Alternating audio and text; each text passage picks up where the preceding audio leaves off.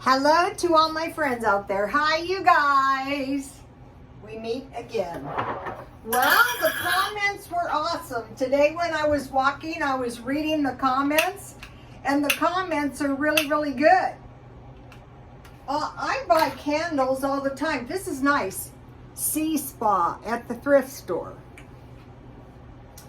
So the comments were, you're supposed to blow the incense out. And I cracked up and I thought, I know this is hard to believe, but I have been around more incense burning than anyone, because I worked Asian shops and they would light incense at the front door, at the back door, to the Buddha.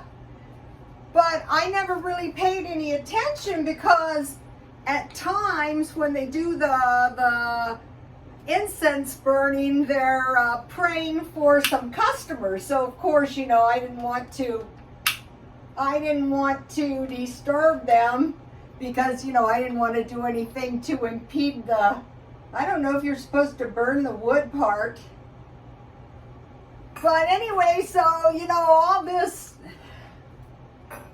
I don't know for sure if I can't say, but anyway, so I really never noticed them blowing the incense out. And so if you're thinking about doing a YouTube channel and you're going, gee, I don't know if I can do it, I am going to look stupid. I do it all the time. I survive. My house isn't clean enough.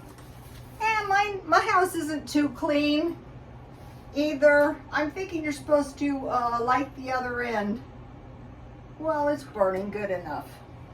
Okay, so thanks for the comments. I liked them. They were funny to me. I think you're supposed to blow the flame out. I love the smoke. And so a lot of times, we'd have, one time I went to a Catholic candlelight mass, and I got very, very sick. There's a lot of smoke. And so a lot of times I just, I avoided the smoke. Okay, this video is, today I'm eating what I like. I have food, but I want to eat what I like to eat. And what two things will cause the depression? Uh-oh.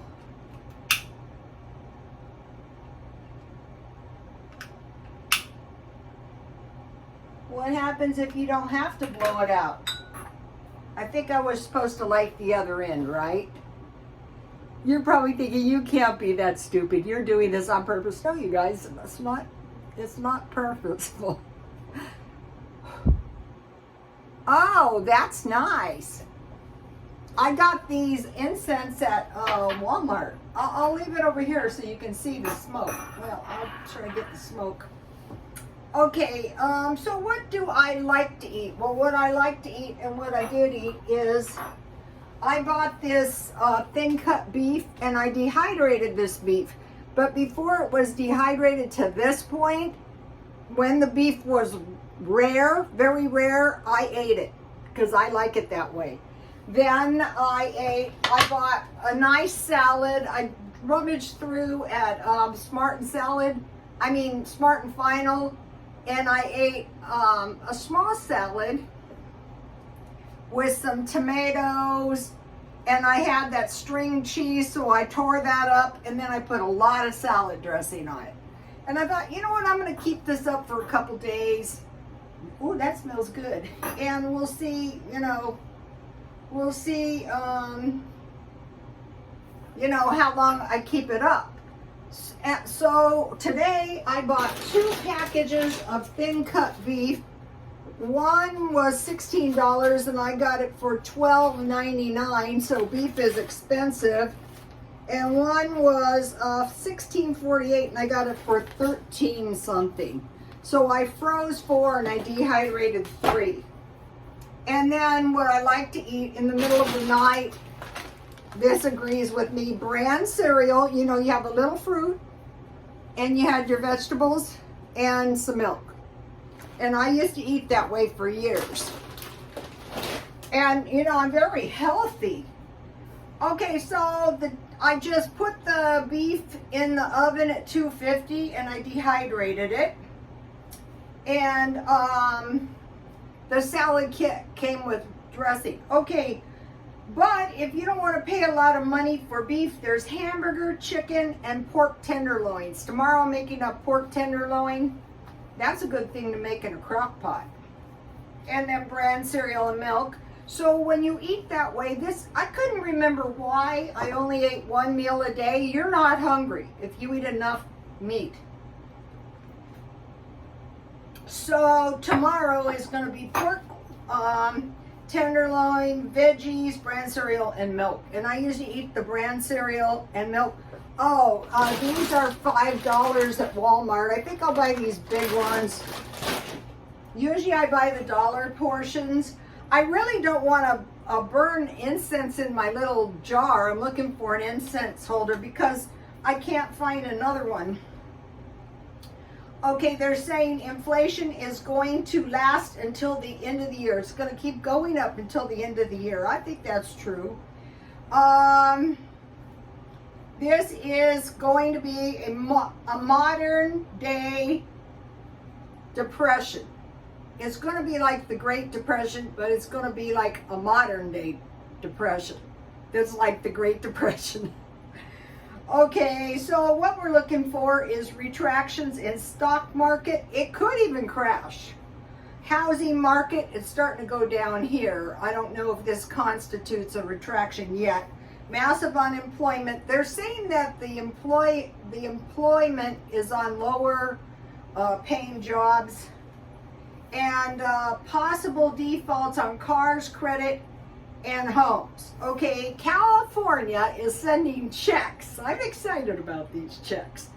But so far we've seen no evidence of these checks, but they're supposed to be coming soon. Okay, so now we know the inflation is gonna go up. It's gonna keep going. And so what so they've admitted we're in a recession. Yeah, okay, we're in a recession. I think anybody sees that. And so we're looking for a possible depression like late 2024, early 2025. Why? Because there's an expected drought. Okay, they know that there's a 90-year drought cycle and it's supposed to hit the Midwest. Remember the Dust Bowl? I've actually been in some dust. What's bad about really bad dust is when it rains, it's mud. It's very, very bad. During the Iraq War, I was working in this good area, and one of my customers was a virologist, and he was a military trained doctor, and he was determined to go to Iraq. And his wife really didn't want him to. And I said, well, you know, do you think that is a good idea? And he goes, well, I'm the best virologist I know. So we got over there, and remember the tanks were swallowed up in the dust? And I thought, oh my God, I think his wife was right. Here comes my son's friend who gets a virus in Iraq in the blazing heat with 100 and it was like a massively high heat, and he gets a massively high fever, and I thought, thank God my customer went. So anyway, I think America is gonna be fine. Okay, so we're looking for these bad signs. Okay, the inflation is spiking on utilities, food, and fuel in Europe, and now they're starting to report hunger in the Ukraine. Why? Because of the war. So the two things, the drought that's coming soon, and they say it's going to be like a global war, and forget thinking optimistically it's going to end. So I'm thinking, yeah, I think that maybe you're right about that. So the war is throwing people into hunger, and the droughts are very, very treacherous. Okay, so we're looking to late 2024, early 2025. So what is grown in the Midwest? Well, the two things are wheat and corn. So, okay, if you got to eat beans and rice, you need corn. And if you want to eat bread, you've got to have wheat. Okay, so they're saying they're going to start tightening the credit. That's why I mentioned I think now is the time to try to boost your credit limits if you can. And there's going to be higher interest to be paid if you do use it. So that's going to slow the use of, I've been through those kind of recessions. One time I was in this recession and no one had a bank account to cash their paychecks. That was bad. So what can we do? Well, we can't say, okay, I disagree with this war, no more war. That's not going to work. What we can do is stockpile food, like what? Like wheat, like corn, like milk, like potatoes, and like canned goods. Okay, I want to mention that when I went to the swap meet, I grew tomato plants and I think it was some kind of squash plants, and I sold them all. So I want to do that again next year. Okay, they're saying, you know what's going to happen? Gold, the countries with gold and silver are going to dominate. Like 50 million tons gold in China and Russia, and we only have 8 million tons. Okay, so now be thinking about gold and silver. Okay, so what we prudently want to do is pack Mylar bags full of wheat, rice, potatoes, and beans. Okay, so the Russians and the Chinese are preparing. So now I want to, some of us are not shocked by this thing. Revelation 6:6. And I heard a voice from among the four living creatures say, a loaf of wheat bread or 3 loaves of barley will cost a day's pay, and don't waste the olive oil or the wine. There's other translations, but I think this one is good. So be thinking about what's going to happen if you can't get wheat. Okay, so, okay. Also out here, I can't find soybeans, but I can find edamame beans, which are immature soybeans, and I'm going to try to sprout some soybean plants, and then I'll sell them, because if you have soybeans mature are kind of bitter, so you can make soy milk or tofu, and that's really going to help you if something bad happens. Also out here it's difficult to find barley, but I will find some. Okay, if you have milk, you can make yogurt. And you can substitute like a 1/4 cup of good yogurt for an egg in baking and stuff. Also, if there's no yeast, because I was exploring this. You guys watch me. Did I care if I look stupid? Obviously not. But if you have a little piece of yeast dough, you can generate some yeast to make some bread, and then you just keep your yeast going, or you keep your yogurt going, and you learn to grow some of these soybeans and other things like that. So you might be thinking, here's my, I grew these peas from some, they're coming along nicely. I had 2, but I broke one off. And also I am saving seeds. These are green peppers. I don't know what I have in here. I kind of know what they are, but actually, guys, this is a lot of seeds. And then sometimes, like when I sprouted my plants to grow, some guy goes, well, what are those plants? I go, I am not sure. He goes, and I had them $1 each, so I had 7 plants left. He goes, okay, $5. I said, okay. So I sold my plants cheap because I didn't know exactly what kind they were. So you might think that's the stupidest thing I've ever heard.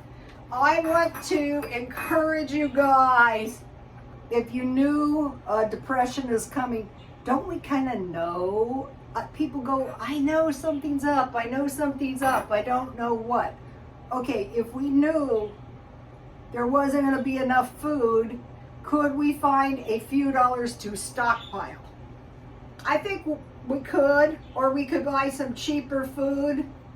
From now on, okay, I mentioned to you, in my stockpile in the house, I stockpile cans, and I've been stockpiling those packages of meat like tuna, chicken, salmon, and if I could get my hands on bread, I can make myself a good sandwich. So that's for like the car. Cans are for in the house. And in my freezer, I'm eating the stuff down, and the only thing I'm gonna have in my freezer is meat. So if you don't have much money, buy your meat marked down. And so you might be going, well, what if the freezer goes out? Well, you're gonna have to barbecue the meat. You're gonna have to dehydrate your meat. You're not gonna go, oh, woe is me, I'm helpless, I can't do anything. You've gotta have, you can take your pick. Butane or briquettes. Briquettes are cheaper. So that's something to be remembered. Well, I think my smoke was doing pretty good. This is not bad. This incense is cheap, Walmart. Okay, you guys, please like, comment, and subscribe, and God bless you all.